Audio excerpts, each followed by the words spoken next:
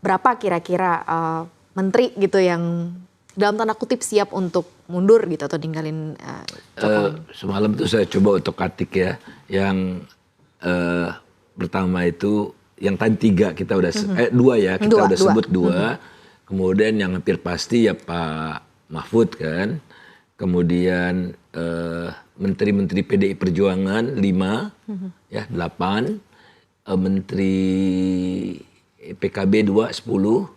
Menteri P3 saya enggak masukkan karena Menteri P3 Bappenas ini kan udah berlawanan dengan pengurus P3 sekarang.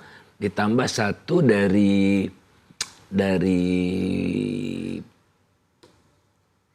Nasdem. Dari Nasdem. Ya Ibu Siti ya.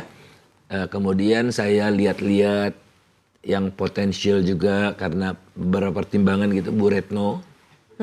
Bu Retno, Pak Tasrif. Pak Tasrif, lupa lah tapi kira-kira 15. Itu banyak dan itu juga lumayan memegang tonggak perekonomian juga di Indonesia gitu ya. Bang Faisal sendiri melihat seperti apa sih kalau sampai terjadi gitu ya, kestabilan politik, kondisi ekonomi ini akan seperti apa? Kan kita banyak hal yang harus kita hadapi, bukan hanya menjaga pemilu yang lebih baik atau lebih aman.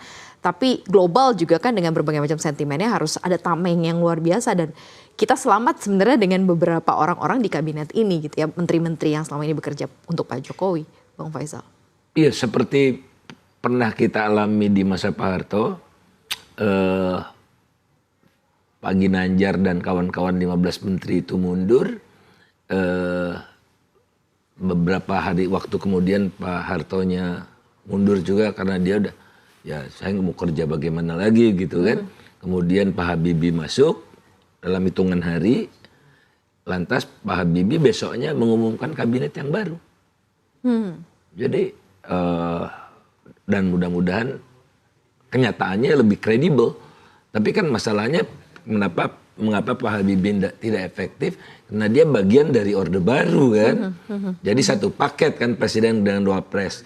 Nah kalau wapres sekarang kita kan mudah-mudahan tidak punya agenda politik yang macam-macam ya, dia ingin maju lagi.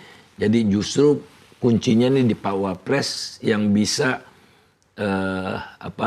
bertindak untuk menyelamatkan sisa masa jabatan begitu ya, dengan sekaligus reshuffle kabinet besar-besaran. Tapi goyangnya akan lumayan berat ketika zaman Pak Harto nggak sih? Karena kan mata dunia akan ke kita semua nantinya, Bang. Ya ada ongkos yang harus kita bayar. Tidak ingin mengatakan tidak ada ongkosnya ya, ada, tapi manageable karena menciptakan kepastian.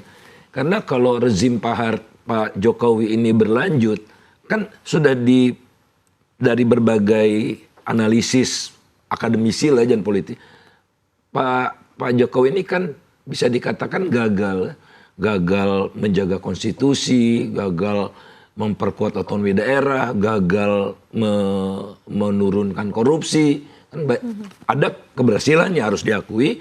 Nah, kegagalan yang diwariskan, ya, kegagalan yang diwariskan akan menimbulkan bencana yang lebih besar, gitu loh.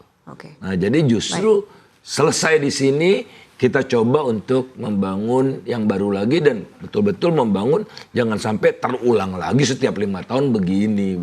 Ini pembelajaran yang besar buat bangsa ini.